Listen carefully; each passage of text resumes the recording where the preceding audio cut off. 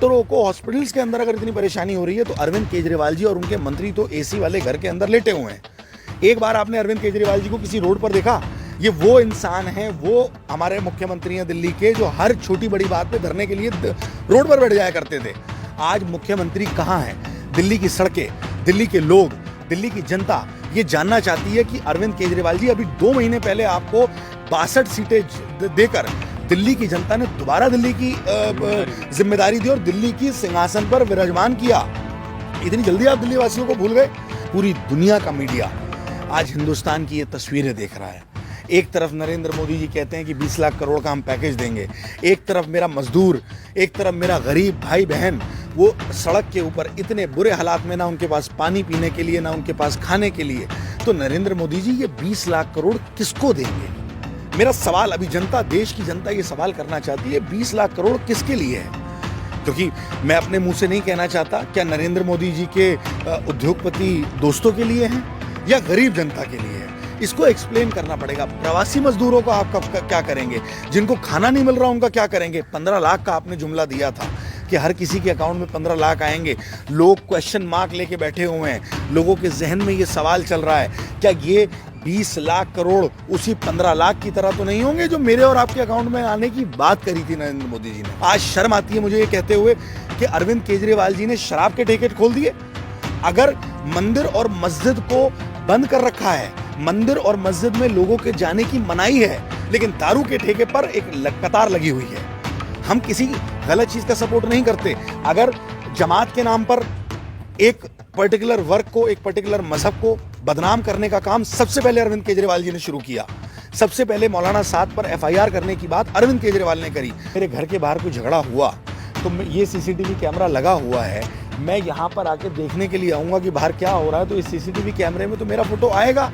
तो सीसीटीवी कैमरे में रोड पे फोटो आना इतनी बड़ी सजा हो गई कि उसको आप उठा के 144 का नोटिस दे के और उस लड़के को आप उस पर दंगे का एक्ट लगा के और आप उसको जेल में भेज रहे हैं। आज 40-40 दिन लड़कों को जेल के अंदर हो गए, बेल हो नहीं पा रही है, उनके माँ बापों की हालत बुरी है, कोरोना महामारी से हम लोग जूझ रहे हैं। किस तरीके का ये सिस्टम बना दिया है? आज कपिल मिश्रा सुकून से अपने घर के अंदर एसी में बिस्तर पे लेटा है, लेकिन एक जो एक्टिविस्ट है, एक लेडी जो प्रेग्नेंट है, सफूरा, उसको आपने जेल के अंदर बंद कर रखा है। शिफाउर रहमान, युवाओं की धड़कन, राहुल गांधी जी को मैं सलाम करता हूँ, उनकी शख्सियत को सलाम करता हूँ। सबसे पहला अगर कोई पॉलिटिकल आदमी हिंदुस्तान की सरजमीन में है जिन्होंने ये पहले से ही आगाह कर दिया था कि ये महामारी बहुत खतरनाक होने वाली है, तो राहुल गांधी हैं। राहुल गांधी जी की बात को हिंदुस्तान की सरकार ने हल्के में लिया। राहुल गांधी जी मुसलसल हर तीसरे, दूसरे, चौथे दिन वीडियो के माध्यम से ये हिंदुस्तान की सरकार को कह रहे हैं कि हम आपके साथ मिलकर काम करने के लिए तैयार हैं। हम इस आपदा में, इस महामारी में, इस पैंडेमिक में हम राजनीति नहीं करना चाहते, हम आपके साथ मिलकर काम करना चाहते हैं। आप देख रहे हैं द नेशंस वॉइस और आज हमारे साथ हैं दिल्ली प्रदेश कांग्रेस के उपाध्यक्ष अली मेहंदी साहब। सर, दिल्ली की जो व्यवस्था है अरविंद केजरीवाल जी की, वो दावे हो रहे हैं और वहीं पे कुछ ऐसी वीडियोज हैं जो बेहद मतलब अव्यवस्था को दर्शाता है। तो इस बारे में आपका क्या कहना है कि जो केजरीवाल जी हैं वो सही चला रहे हैं दिल्ली, या जो कोरोना जैसी महामारी को लेकर उनके इंतजाम ठीक हैं, या उनमें क्या बेहतरी होनी चाहिए? देखिए, 2 महीने होने को आ रहे हैं लॉकडाउन को आज, और जिस तरीके से कल नरेंद्र मोदी जी ने, आप सबने देखा कि वो 8 बजे टीवी पर आए और उन्होंने घोषणाएं करी और उन्होंने कह भी दिया कि लॉकडाउन 4 भी एक्सटेंड होने वाला है। जहां तक सवाल है अरविंद केजरीवाल जी का, दिल्ली प्रदेश कांग्रेस कमेटी, हम लोग, अनिल चौधरी जी हमारे अध्यक्ष, राहुल गांधी जी के आह्वान पर, सोनिया गांधी जी के आह्वान पर हम मुसलसल जब से लॉकडाउन हुआ है तब से लेके आज तक कांग्रेस की हमारी रसोई चल रही है। जो सूखा सामान है वो अलग अलग इलाकों के अंदर हम लोगों को बांट रहे हैं। हमारा जो कांग्रेस का कार्यालय है, उस कार्यालय को हमने किचन में तब्दील कर दिया है। वहाँ पर हम 1 बजे से लेके और 3 बजे तक रसोई चलाते हैं, जहाँ पर ज़रूरतमंद लोग आते हैं। सोशल डिस्टेंसिंग को ध्यान में रखते हुए हम वहाँ पर लोगों को खाना खिलाते हैं, और जो राशन, सूखा राशन है, जो ज़रूरतमंद है उनको भी बांटने का काम कर रहे हैं। बिल्कुल हमारे ऑफिस के सामने अरविंद केजरीवाल जी का ऑफिस है और बिल्कुल प्रदेश कांग्रेस कार्यालय के बगल ही में जो इनके food and civil supplies minister हैं इमरान हुसैन साहब, उनका घर है। तो मैं ये जानना चाहता हूँ आपके टीवी के माध्यम से कि कांग्रेस पार्टी ना एमसीडी के अंदर सरकार में है, ना दिल्ली सरकार में क्या कहते हैं अपना वो मतलब दिल्ली सरकार में भी नहीं है और एमसीडी में भी उसकी सरकार नहीं है। उसके बावजूद दिल्ली कांग्रेस का कार्यकर्ता अपने अपने इलाकों में खुद अपने पैसों से इकट्ठा कर आपस में कार्यकर्ता एक दूसरे की मदद करते हुए राशन भी बांट रहे हैं, किचन भी चला रहे हैं। और आज सोनिया गांधी जी के आह्वान पर, राहुल गांधी जी के आह्वान पर जो प्रवासी मजदूर हैं, हमने मुसलसल पिछले 5 दिन से लेटर लिख रहे हैं। हमारे पास का तकरीबन 10,000 से ज़्यादा इंक्वायरीज आ चुकी हैं, जो हमने एक फॉर्म भरवाया था दिल्ली प्रदेश कांग्रेस कमेटी के माध्यम से कि आप इस फॉर्म को भरें और हमें बताएं अगर आपको दिल्ली से बाहर जाना है। क्योंकि सोनिया गांधी जी ने, आप जानते हैं, कहा था कि उन मजदूरों का जो यहाँ से दिल्ली से देश के अलग अलग इलाकों से जाना चाहते हैं, उनका भाड़ा कांग्रेस पार्टी भरेगी। तो हम लोग उसके लिए तैयार हैं। हमने 5 दिन से 6 दिन से लगातार हम अरविंद केजरीवाल जी को, हमारे अध्यक्ष अनिल चौधरी जी और हम लोग लेटर लिख रहे हैं कि भाई, क्योंकि डायरेक्ट कोई रास्ता है नहीं पैसा जमा कराने का, कि ये हमारे पास लिस्ट है, इन लोगों की लिस्ट आई है, इन लोगों की लिस्ट आई है और आप ये पैसा हम लोग जमा करना चाहते हैं, हमें कृपया करके बताएं कि हम कहाँ जमा कराएं। क्योंकि अरविंद केजरीवाल जी ने फर्जीवाड़े का काम किया। बिहार की जो एक ट्रेन गई थी, आपको याद होगा, उन्होंने कहा कि इस बिहार की ट्रेन का जो किराया है ये टोटल दिल्ली सरकार भर रही है। लेकिन वहीं पे बिहार के एक मंत्री ने एएनआई के माध्यम से कहा कि मेरे पास ये लेटर है। उस लेटर, मैंने भी ट्वीट किया था उसको, उस लेटर में साफ तौर से दिल्ली सरकार के अधिकारी ने लिखा था कि हम लोग यहाँ से इन मजदूरों का पैसा दे रहे हैं और जब बिहार सरकार की एक नीति है कि वो मजदूरों को वापस पैसा देगी, वो मजदूरों को ना देते हुए दिल्ली सरकार के खाते में डायरेक्ट डाले। तो मैं ये जानना चाहता हूं कि अरविंद केजरीवाल जी की कथनी और करनी में कितना बड़ा फर्क है, वो क्या कहना चाहते हैं। कोरोना को महामारी कहा गया है, तो उसको लेकर जो केजरीवाल का है, जैसे अभी हाल ही में उन्होंने कहा है कि दिल्ली की जनता तय करे कि हमें लॉकडाउन को जारी रखना है या ना रखना है। लोगों को होम क्वारंटाइन किया जा रहा है, ठीक है, कि वो होम क्वारंटाइन हो, वहाँ पे उनको सुविधा दी जाएगी, जबकि अस्पतालों में भी उस लेवल की सुविधा नहीं है।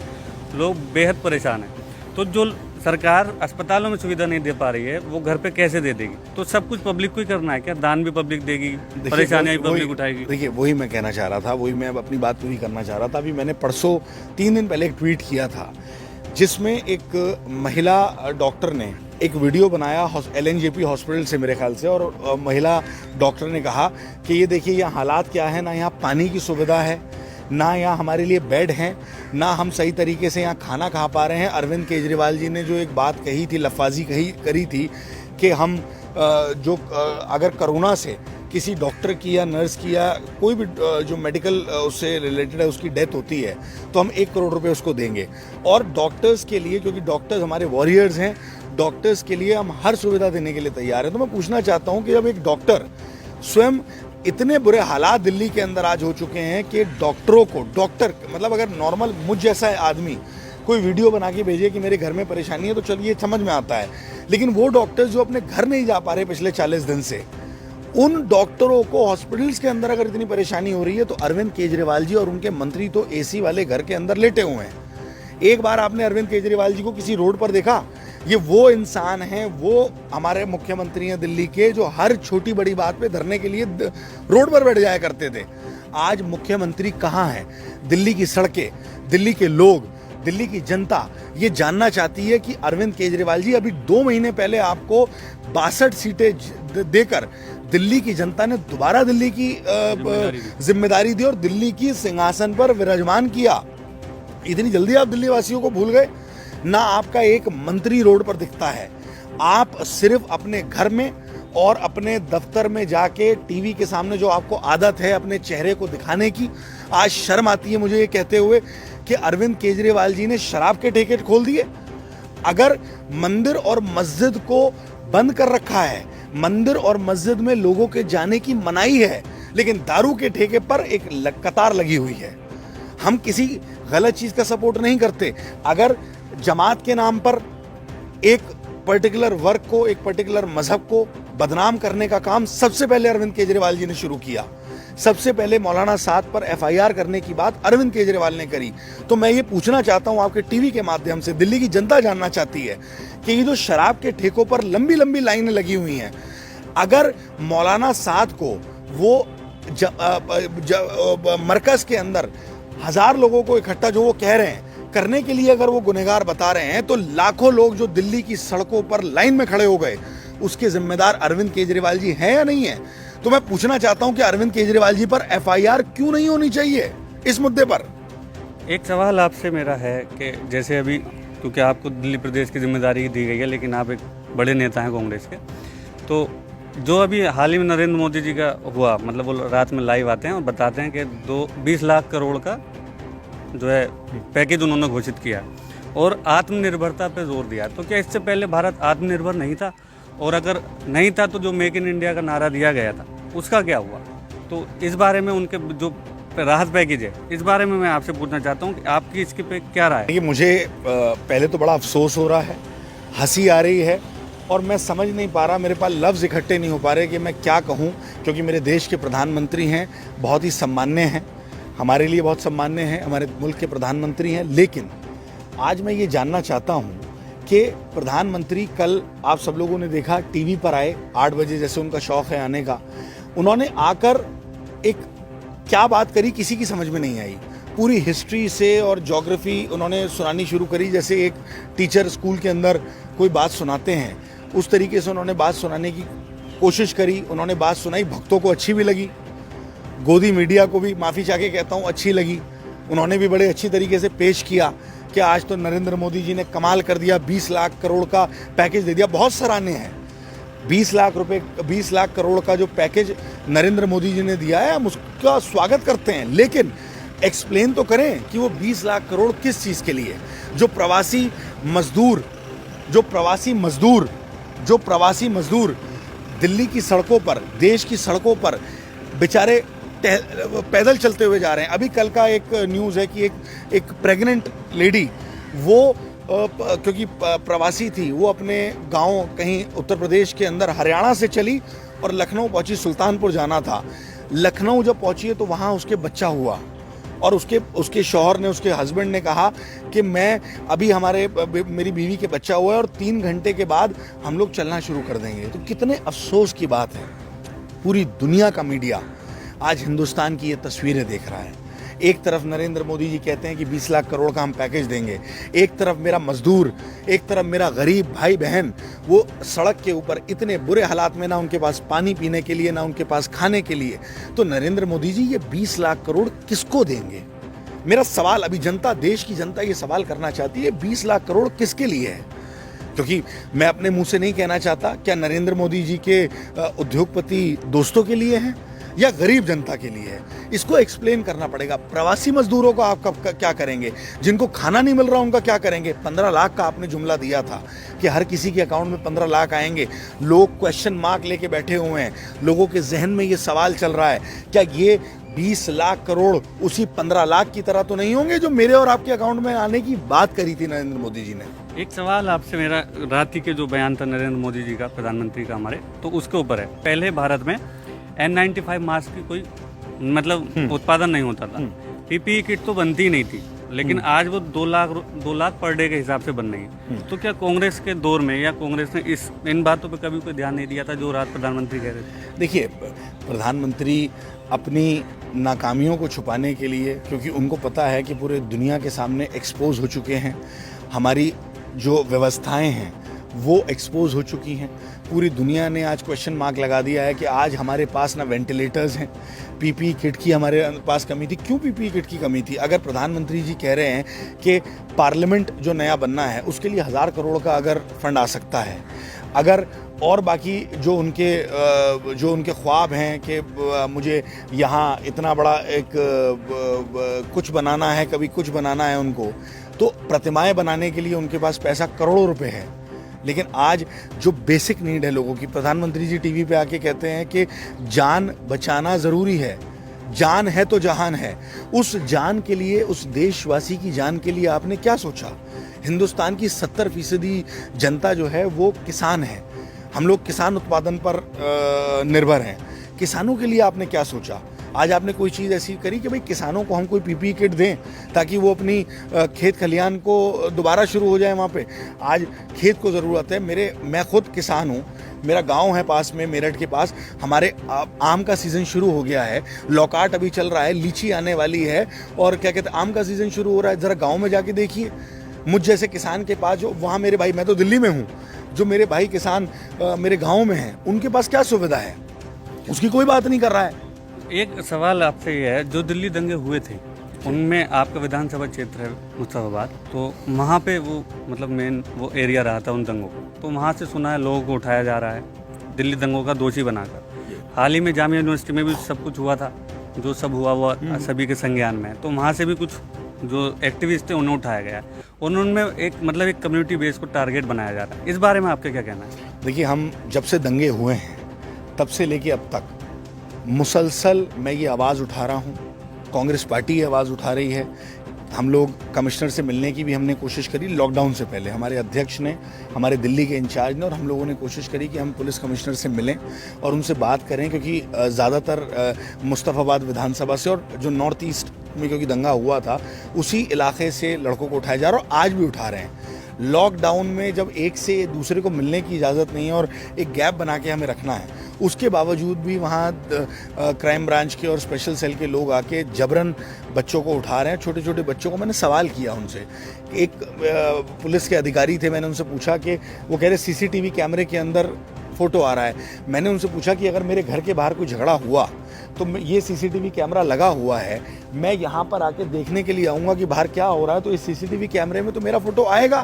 क्यों सीसीटीवी कैमरे में रोड पे फ़ोटो आना इतनी बड़ी सज़ा हो गई कि उसको आप उठा के 144 का नोटिस दे के और उस लड़के को आप उस पर दंगे का एक्ट लगा के और आप उसको जेल में भेज रहे हैं।